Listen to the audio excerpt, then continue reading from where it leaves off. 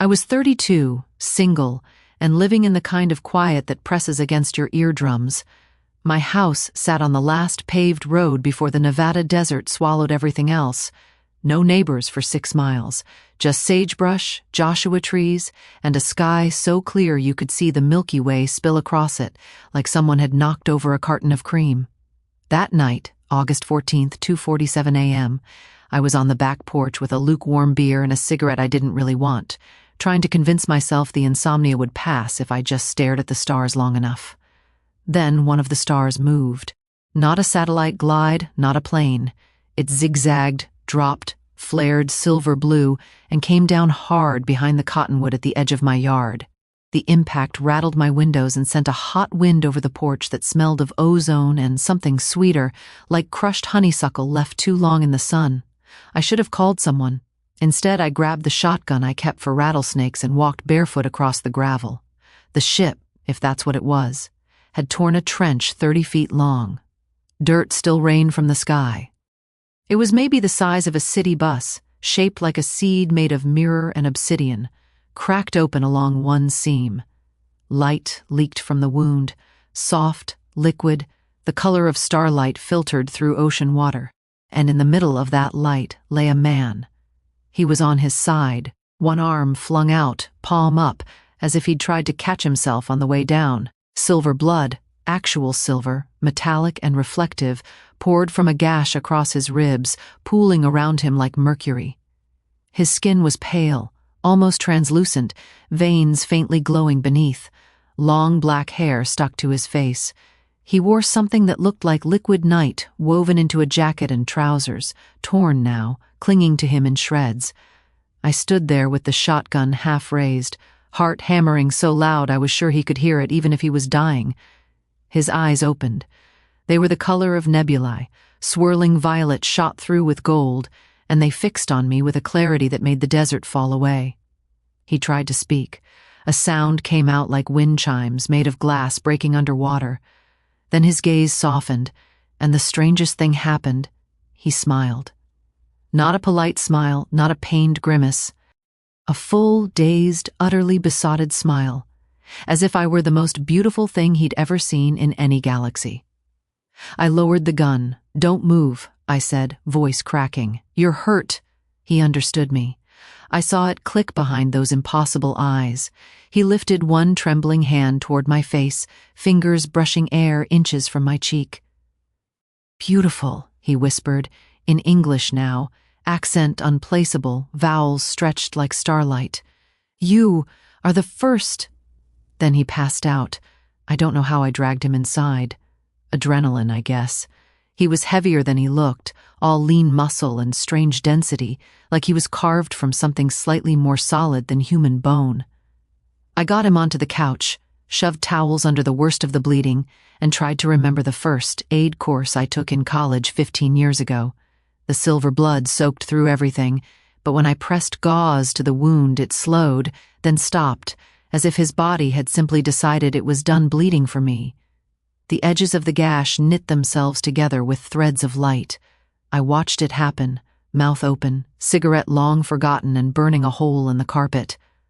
He woke at dawn. I was sitting across from him in my father's old armchair, shotgun across my lap again, though I hadn't slept and the barrel had dipped toward the floor hours ago. He sat up slowly, looked around my cluttered living room, books stacked like Jenga, coffee mugs in geological layers, a half-finished quilt on the sewing table, and then looked at me like I was the only real thing in the universe. "You saved me," he said. His voice had settled into something warm, almost human, but still carrying that faint crystalline echo. "You crashed in my yard," I replied. "Hard to miss." A shy smile. "My name is Kyle Thean of the Luminous Reach. My ship suffered a misalignment during fold translation. I did not expect to land on an inhabited world, let alone one so—" He searched for the word. "Gentle," I snorted. "Nevada's a lot of things. Gentle isn't one of them." He tilted his head, studying me. "You are—" Heat rose in my face. I stood up too fast. "Coffee?" He watched me make it like I was performing sacred ritual. When I handed him a mug, he held it in both hands, inhaled the steam, and sighed as if it were the finest thing he'd ever smelled. I asked the obvious questions. He answered without hesitation. His people, the Etheri, were explorers, not conquerors. Their ships slipped between stars the way sailboats ride wind. He was a cartographer of uncharted folds, mapping the places even his kind rarely went. A micro-singularity shear had torn his drive core. Emergency protocols dumped him into real space wherever gravity was strongest. My backyard, apparently. And the bleeding starlight thing? I asked. He touched his side where the wound had been. Our blood carries photonanites. They repair us. When we are injured far from home, they sometimes overcompensate. The light is excess energy venting. Great. I had an alien on my couch who bled spare sunshine. Over the next days, he healed completely, faster than anything human. I kept waiting for the military to kick down my door, but no black helicopters came. His ship had some kind of cloaking field that even crash-landed kept it blurred from satellite view. He called it a mercy shroud. I should have been terrified. Instead, I was lonely in a way I hadn't admitted until he filled the house with quiet wonder. He learned English perfectly in 48 hours by listening to me talk to my plants. He fixed my perpetually broken dishwasher with a wave of his hand and something that looked like liquid opal. He sat on the porch at night and named every star I couldn't see with the naked eye, telling me stories about the civilizations that orbited them, some gone for 1,000,000 years, some still singing in radio waves we hadn't learned to hear yet. And he looked at me like I'd hung the moon. On the 7th night, I found him in the backyard, standing barefoot in the trench his ship had carved, staring up. The craft had repaired itself, too, sleek again, humming faintly. "You're leaving," I said. It wasn't a question. He turned. The look on his face nearly broke me. "I must report the shear. Others could be lost." His voice was soft. "But Kylthian does not wish to leave." I laughed, short and jagged. "You've known me a week. On my world, we have a thing called Reshra. It is rare, once in many lifetimes, when an Etheri meets the one whose soul resonates at the exact frequency of their own, the photonanites flare. The heart recognizes before the mind can doubt." He stepped closer. "Mine flared the moment I saw you bleeding in your dirt. I thought I was dying. Then I saw you and knew I had just begun to live." I wanted to tell him that was insane, that humans don't work that way, that love at first sight is hormones and trauma bonding and too many romance novels. Instead, I said, "I'm 32, I drink too much coffee, I can't keep a boyfriend longer than 4 months, and my credit score is embarrassing. I'm nobody special." He took my face in his hands, warm, careful, like I was made of spun glass. "You are the first human I ever saw, and you will be the only one I ever want." I kissed him because words failed me. Kissing an alien is not like the movies. His lips tasted like starlight smells, clean, electric, with that crushed honeysuckle undertone. When his photonanites woke up, light bloomed under his skin, racing along his veins until he glowed softly against the dark.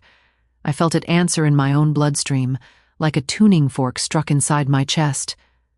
We made love on an old quilt under the cottonwood. The desert night was cold, but he was warm, and every place we touched lit up, literally. I watched silver-blue light dance across my own skin where his fingers traced, like aurora borealis poured into human veins. He whispered my name, Clara, like it was a prayer in a language older than earth. Afterward, he held me while I cried, because I knew what came next. "I can take you with me," he said against my hair. "There are ways. The ship can rewrite your biology enough to survive fold travel. You would never age the way humans do. You would see galaxies unborn. We could chart the universe together, side by side, for 1,000 years." I thought of my little house, my mother's grave 2 hours north, the stray cat that came by for scraps every evening, the life I'd built out of stubborn solitude. "I can't," I whispered. "This is my world. These are my stars." He was quiet a long time. "Then I understand." The ship left at 3:12 a.m., exactly 2 weeks after it arrived. I stood in the backyard and watched it rise. No sound, just a ripple in the air and a pressure behind my eyes. It hovered for a moment, a dark seed against the Milky Way, then folded itself out of existence with a shimmer like heat lightning. The trench was already filling in with sand. I went inside. The house was too quiet. On the kitchen table sat a single object, a sphere the size of a plum, clear crystal shot through with liquid starlight. When I touched it, Kyle's voice filled the room, soft and steady. "Clara, if ever you look up and wish me near, hold this to the darkest sky you can find and speak my name. The distance between stars is vast, but Reshra is vaster. I will hear you. I will come." I kept that sphere on the windowsill above the sink. Years passed. I dated a nice geologist for 10 months. He never understood why I ended it. I took up astronomy, got a little 8-inch Dobsonian, spent nights mapping things I'd never noticed before. The stray cat had kittens in my shed. I kept one and named her Nova. Sometimes, when the insomnia returned, I went to the backyard with the sphere and a beer. I never called him. I told myself it was because I didn't want to tear him from his duty. Truth was more selfish. I was afraid if he came back, I would leave with him and never look back, and some terrified part of me still needed to prove I could belong to Earth. Then came the night of November 23rd, 2025. I was 40, hair starting to silver at the temples, kneeling in the dirt planting sage seedlings under the Perseids. The meteor shower was thick that year. Fireballs every minute. I had the sphere in my pocket like always, a warm weight against my hip. One meteor didn't burn out. It grew brighter, slower, coming straight down. I stood up so fast I dropped the trowel. The ship landed exactly where it had the first time, softer now, like it remembered the shape of my yard. The seam opened. He stepped out. He hadn't aged a day. Same nebula eyes, same liquid night clothes, though now they were patched with constellations I didn't recognize. He looked thinner, tired in a way starlight shouldn't be able to look. "Clara," he said, and his voice cracked on the second syllable. I ran. Didn't think, just ran across the gravel in bare feet and crashed into him so hard he staggered. He caught me, arms crushing me close, face buried in my hair. "You came back." I sobbed into his shoulder. "I never left," he whispered. "Not truly. Every fold I mapped, I was looking for the shortest route home." I pulled away just enough to see his face. "How long has it been for you?" 14 of your months. Time dilates strangely near the shear. I repaired the charts so no one else will fall. Then I resigned my commission. He brushed a thumb across my cheek, catching a tear. "The luminous reach has 1,000 cartographers, but I only have one Reshra." I laughed through the crying. "You quit your job for me?" "I would quit existing if it meant I could stay." This time I didn't hesitate. I left a note for my sister about the cat, packed one duffel bag, jeans, favorite books, the quilt from under the cottonwood, took the sphere from the windowsill and slipped it into my pocket. We stood together in the open hatch while the desert wind whipped my hair around us both. "One condition," I said, lacing my fingers through his.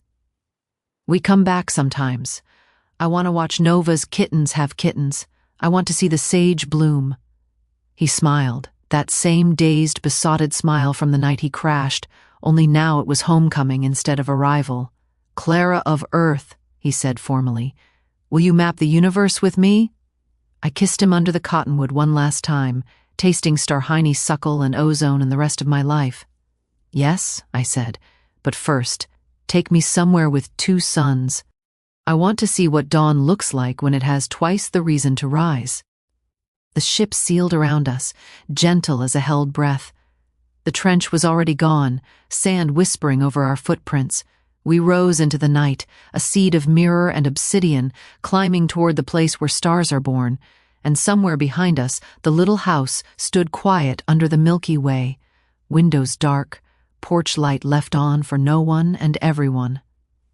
I never went back for good. But sometimes, when we orbit Earth on the long way around to some new nebula, I look down at the patch of desert that used to be mine and smile. Because once upon a time an alien fell out of the sky, bleeding starlight, and fell in love with the first human he saw.